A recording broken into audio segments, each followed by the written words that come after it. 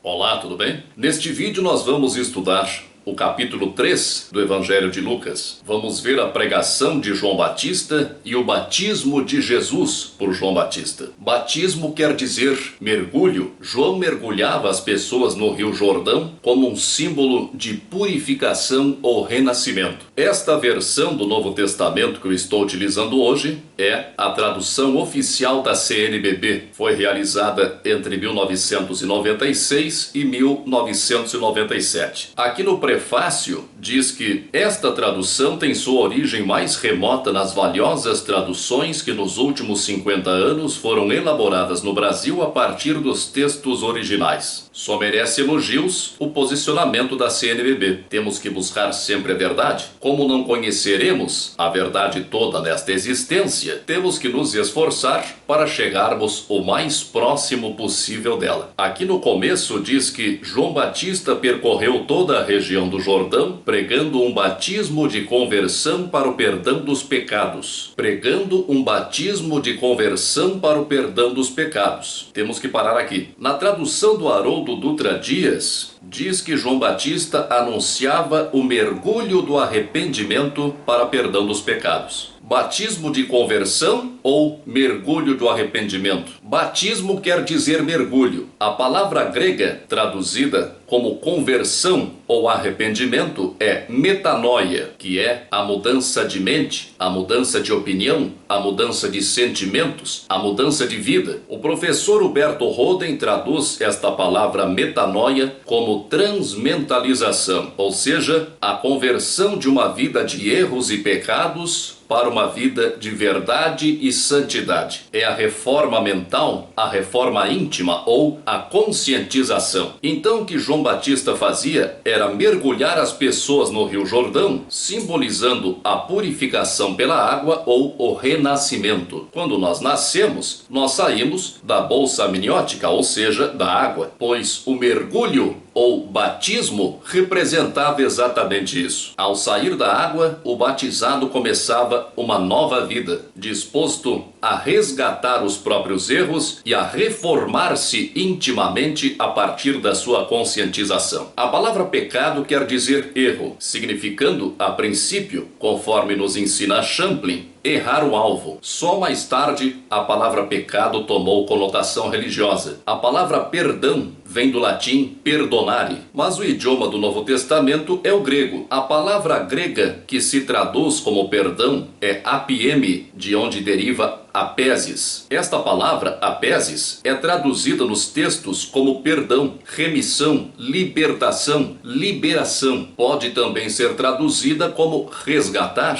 No inglês, o seu primeiro significado é deixar ir. O que se traduz normalmente como remissão dos pecados ou perdão dos pecados é, na verdade, a libertação dos erros, ou melhor, o resgate dos erros. Então João Batista mergulhava as pessoas num processo de reforma mental para o resgate dos erros, para o resgate espontâneo do karma, para o reajuste espontâneo com a lei de causa e efeito. É a própria pessoa, é o próprio espírito encarnado que, através da sua transmentalização, da sua mudança de opinião, da sua mudança de sentimentos, da sua mudança mental, da mudança do seu padrão de pensamentos, é que se conscientiza de que precisa resgatar os seus erros, resgatar o karma, reharmonizar-se com a lei de causa e efeito espontaneamente, sem esperar que os resultados dos seus erros passados se apresentem para ela. Seria absurdo se um mergulho ou um ato qualquer por si só causasse o perdão ou a remissão dos pecados de alguém. Deus seria muito injusto se fosse assim. Aqueles que não conhecessem ou não acreditassem no mergulho, mesmo que fossem excelentes pessoas, estariam perdidas? Nós estamos quites com a lei divina, que é toda harmonia e justiça, quando resgatamos os nossos erros passados. O mergulho, então, é a conscientização dos mecanismos da lei de causa e efeito, ou lei do karma, e a prontificação para o reajuste. Então aqui diz que João Batista batizava, como está escrito no livro dos oráculos do profeta Isaías: voz de alguém que grita no deserto, preparai o caminho do Senhor, tornai planas as suas estradas. edificadas, todo vale será aterrado, toda montanha e colina serão rebaixados, as passagens tortuosas serão endireitadas, e os caminhos esburacados aplanados, e todos verão a salvação que vem de Deus. Preparar o caminho do Senhor é justamente afastar os obstáculos, que são os erros. Ele dizia ainda às multidões que iam a ele para ser batizadas: víboras que sois, quem vos ensinou a querer fugir da ira que está para chegar? Produzi frutos que mostrem vossa conversão, e não comeceis a dizer a vós mesmos: nosso pai é Abraão. Pois eu vos digo, Deus pode destas pedras suscitar filhos para Abraão. O machado já está junto à raiz das árvores. Toda árvore que não der bom fruto será cortada e jogada ao fogo. A ira que está para chegar é a lei do karma, ou melhor dizendo, a lei de causa e efeito, segundo a qual todos nós sempre colhemos o que plantamos. Conforme a consciência vai se desenvolvendo, vamos nos tornando mais sensíveis aos resultados dos nossos atos. João diz para as pessoas que elas devem produzir frutos de sincera conversão. Quer dizer,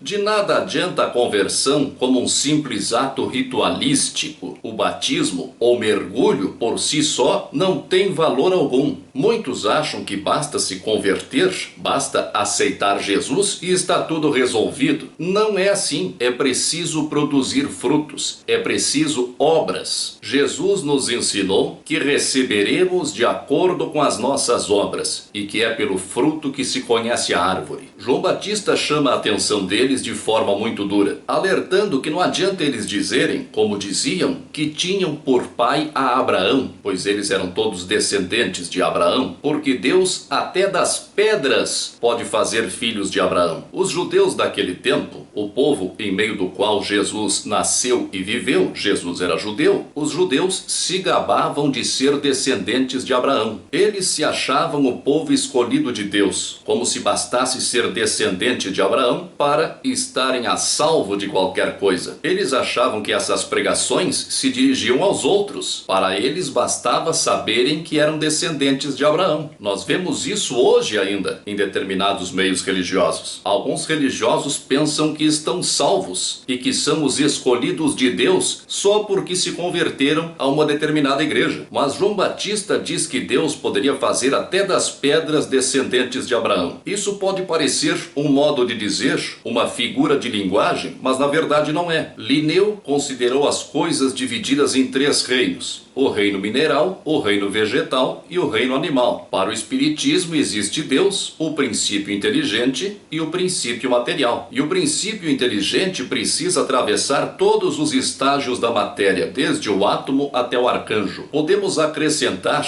aos reinos mineral, vegetal e animal o reino hominal, que é o estágio em que nós nos encontramos, e o reino de Deus, o que é tantas vezes anunciado e explicado por Jesus, chamado de reino de Deus ou reino dos céus, é o nosso próximo estágio. Todos nós o alcançaremos um dia, nem que seja daqui a milênios. Então nós vemos que Deus pode sim fazer das pedras filhos de Abraão. Até as pedras um dia evoluirão suficientemente para atravessar todos os reinos e chegar aonde nós chegamos. A evolução não para nunca. Leon Denis nos diz que a alma dorme na pedra, sonha no vegetal, agita-se no animal e acorda no homem. Depois João Batista se utiliza de uma bela figura de linguagem para nos falar da lei de causa e efeito e do despertar da consciência. O machado já está junto à raiz das árvores. Toda árvore que não der bom fruto será cortada e jogada ao fogo. As árvores são os homens e mulheres, são os espíritos encarnados. A raiz das árvores é a consciência. Se nós somos representados pelas árvores, a nossa consciência é a raiz das árvores. O machado é o despertamento da consciência através do conhecimento. A questão 621 do Livro dos Espíritos nos diz que a lei de Deus está escrita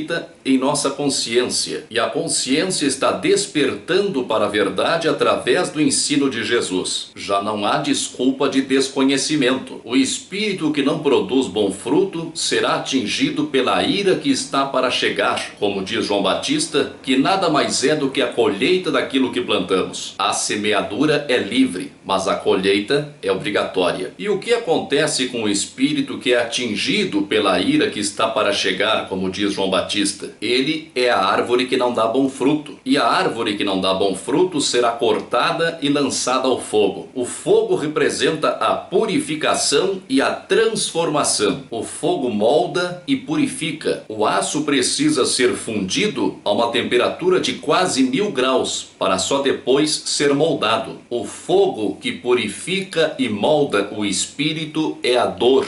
A dor é um mecanismo de alerta para a nossa conduta. O caminho que nos leva a Deus é uma reta. Sempre que nos desviamos do caminho, somos alertados pela dor. Então sofremos a dor. E se aprendemos com ela, retornamos ao caminho. Não podemos pensar de modo algum que este fogo de que João Batista nos fala seja o fogo eterno ou o fogo do inferno. Isso não existe. Deus não criaria seus filhos para deixá-los queimando no fogo do inferno. Deus é infinitamente misericordioso e bom, sempre nos perdoa, sempre nos concede novas chances. Quando cometemos erros, somos submetidos aos resultados dos erros, que são as dores morais. Quando não produzimos frutos, sofremos pelo vazio de uma existência inútil, mas sempre recebemos novas chances através do esquecimento temporário do nosso passado por meio da reencarnação. O ensinamento de João Batista é essencialmente humano. Só se aproxima do ensinamento de Jesus ao pregar a reforma íntima. Ensina a compartilhar o que se tem, ser honesto e correto e não abusar do poder.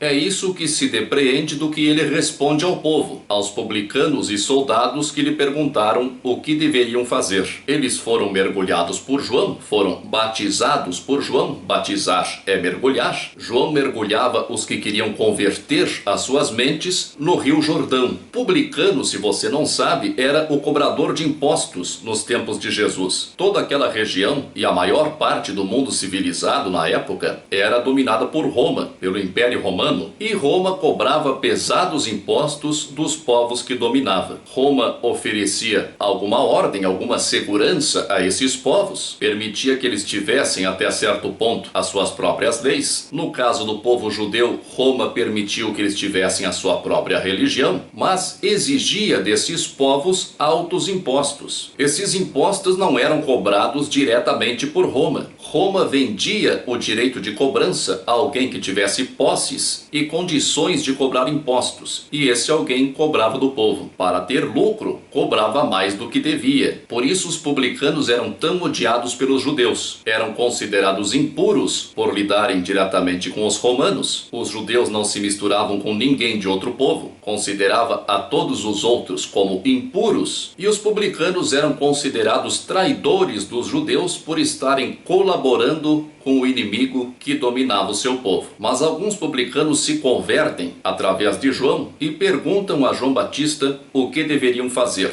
João diz para eles não cobrarem nada além do que lhes era devido, ou seja, pede apenas para que eles fossem honestos. Emmanuel aproveita esta passagem do Evangelho para nos deixar uma lição. João Batista diz aos publicanos para não pedir mais do que devem. Emmanuel nos lembra que nós também não devemos pedir mais do que nos é devido. E isso se encaixa no dia a dia de quem vive no meio espírita ou em outro meio religioso. Quantos pedem novas mensagens espirituais sem haver atendido às sagradas recomendações das mensagens velhas? Quantos aprendizes aflitos por transmitir a verdade ao povo, sem haver cumprido ainda a menor parcela de responsabilidade para com o lar que formaram o mundo? Alguns pensavam que João Batista pudesse ser o Cristo, o Messias prometido. Cristo é Messias em grego. Messias é uma palavra hebraica que quer dizer ungido. Cristo seria aquele ungido por Deus, aquele em quem Deus derramou azeite, simbolizando a consagração a Deus. Havia muitas profecias há vários séculos prometendo a vinda do Messias, do enviado de Deus que iria devolver ao povo judeu, que que se considerava o povo escolhido de Deus, a grandeza a que eles julgavam ter direito. Esperavam o Messias há muito tempo, mas ultimamente estavam ansiosos esperando que o Cristo ou o Messias chegasse para libertá-los do jugo romano, do dominador romano, já que toda aquela região era dominada por Roma. E alguns agora pensavam que João pudesse ser o Messias. João responde a isso dizendo que ele batizava com água, mas aquele que viria, o Cristo, este batizaria com o Espírito Santo e com fogo. João preparava quem estivesse pronto para a reforma mental ou reforma íntima. Jesus viria para mergulhar. A palavra batizar quer dizer mergulhar.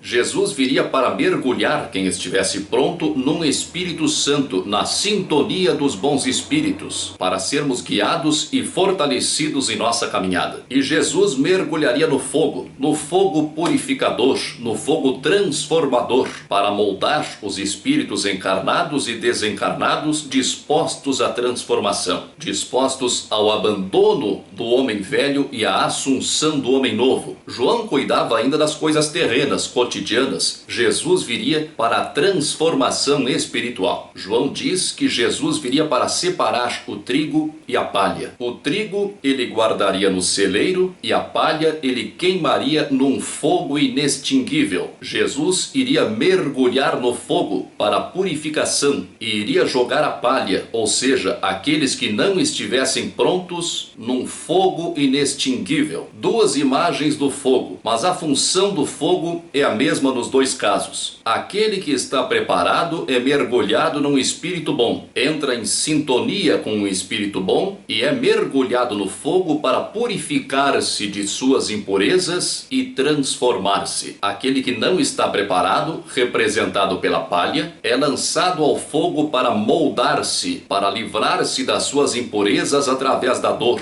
que nada mais é que um mecanismo de alerta para o reajuste espiritual. Jesus vem separar o trigo e a palha. O trigo vai para o celeiro e a palha vai para o fogo. Mas o trigo também irá para o fogo para virar pão. Ninguém come pão cru, ou seja, todos passam pelo fogo. É fácil perceber, então, que não há a menor hipótese de se estar tratando de um castigo, muito menos de um castigo eterno. O fogo é eterno, mas a palha não fica lá para sempre. O trigo fica no fogo até virar pão. A palha fica no fogo até sofrer a transformação. Mas sabemos que nada desaparece, tudo se transforma. O fogo é eterno porque representa a dor como mecanismo de reajuste através da purificação e da transformação. Emmanuel chama a atenção para uma imagem que poderia passar despercebida. Jesus foi chamado de mestre, pastor, Messias, Salvador, que são belos títulos, mas João Batista o apresenta como o trabalhador que tem a pá nas mãos, o trabalhador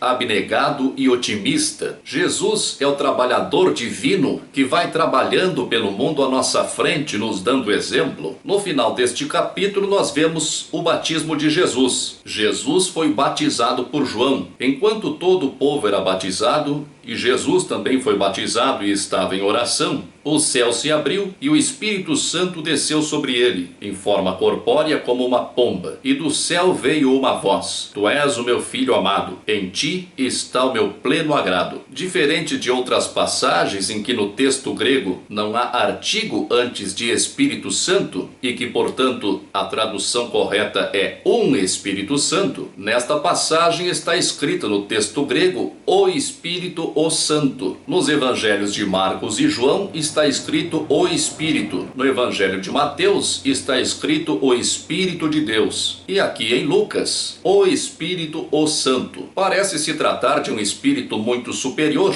para receber essa designação especial. De qualquer maneira, não vemos motivos de modo algum para considerar que este Espírito seja Deus ou uma das pessoas de Deus. Uma voz diz, se referindo a Jesus, que este é o meu filho amado. A voz ouvida poderia ser um fenômeno de pneumatofonia ou voz direta. Qualquer espírito superior poderia tratá-lo por filho. Costumamos tratar alguém de quem gostamos muito de meu filho. Isso é comum em todos os tempos e em todos os lugares. celestiais. Para quem não concebe a ideia de que haja espíritos superiores a Jesus, é só pensar nos trilhões de estrelas que há no universo e de outros tantos e tantos trilhões de planetas que há em torno delas, e da infinitude do cosmos e, consequentemente, dos planetas habitados. Achar que Deus criaria o universo infinito para habitar apenas um grãozinho de areia chamado planeta Terra beira a loucura. É muita falta de imaginação. A maior parte dos espíritas considera Jesus como governador do planeta Terra, o responsável maior pelos espíritos que aqui habitam. Certamente haverá, na própria Via Láctea, espíritos superiores a ele. Mateus diz que é o Espírito de Deus, mas nós sabemos que todos os espíritos são de Deus. Eu, você, o maior santo e o maior bandido, todos são espíritos de Deus. Todos somos filhos de Deus, todos fomos criados por Deus, à sua imagem e semelhança e, portanto, perfectíveis. Jesus é, dos espíritos da terra, o que mais se aproxima da perfeição de Deus. Nós somos criação divina, então nós somos parte de Deus. Jesus nos disse, mesmo que indiretamente, que nós somos deuses. Cada um de nós é uma centelha divina, é uma faísca, é uma fagulha de Deus com potencialidades divinas. Essa potencialidade divina é Deus em nós. É o nosso Cristo interno. Nos realizamos espiritualmente como filhos de Deus quando nos tornamos um com o Cristo e um com Deus, ou seja, quando abandonamos todo o personalismo, todo o egoísmo e deixamos que Deus se manifeste através de nós. Jesus alcançou isso. Então, o Espírito de Deus que desceu sobre Jesus pode ser a própria ressonância do seu espírito com Deus. Reflita sobre esse assunto, chegue às suas próprias conclusões. É para isso que estudamos. Obrigado por estudar comigo. Muita força e paz para você.